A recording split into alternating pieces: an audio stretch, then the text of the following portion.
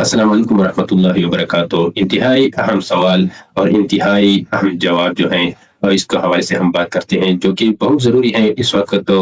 कश्मकश में हर किस्म की जो हलाल और हराम की कमाई एक साथ मिलकर हम खा रहे हैं। इससे बचने के लिए कोई ऑप्शन, कोई तरीका, इसका क्या सूरत हाल होता है आपको हम बताते हैं। लेकिन इससे तो क्या सूरत हाल है आप हमें बता सकते हैं कि हम अपने वालिद की कमाई इस्तेमाल कर सकते हैं, उसकी खाना को, उसी की खाना जो घर में वो सामान लेके आते हैं उसी को खा सकते हैं। तो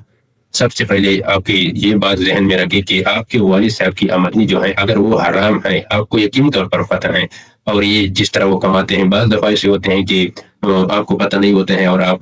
किसी की बातों में आकर फिर वो कहते हैं कि ये वालिद साहब की हराम कमाई है। नहीं, सबसे पहले आपको मालूम होनी चाहिए। बाद में अगर आपको पता है वाक़ई कि ये हराम कमाई है, ये इसमें सूद का मिलावट है या सूद है, बिल्कुल सूद से कमाते हैं मेरे वालिद, तो आप अपने बाप को एहतराम से भी ये कह सकते हैं कि ये ज़रिया माश जो है आप छोड़ दें, आराम से इनको उनके सामने ये दरख्वास्त कर दें। अगर वो नहीं करते हैं तो आप उनके लिए दुआ करें, और दुआ उसके साथ भी तकदीर बदलती है, तो उनको दुआ के साथ आप उनके लिए दुआ करें कि अल्लाह ताला इनके लिए कोई ऐसे ज़रिया माश पैदा फरमाए ताकि वो जिसके ज़रिए से वो हलाल खाए और हम भी हलाल खाएँ। तो फिर अगर आपका नफ़क़ा वालिदैन की ज़िम्मेदारी हो तो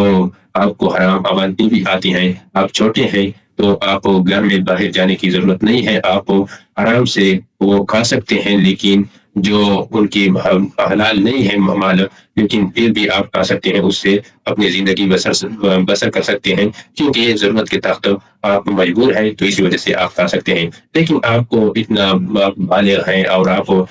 इसकी इस्तिताअत रख सकते हैं कि आप खुद बाहर जाकर तो आप आराम से कमा सकते हैं, तो आप ये आपको चाहिए कि आप खुद जाकर अपने हलाल रोज़ी कमाएँ, अपने खुद भी खाएँ, दूसरों को भी खिलाएँ और अपने घर वालों के लिए, फैमिली के लिए भी खिलाएँ।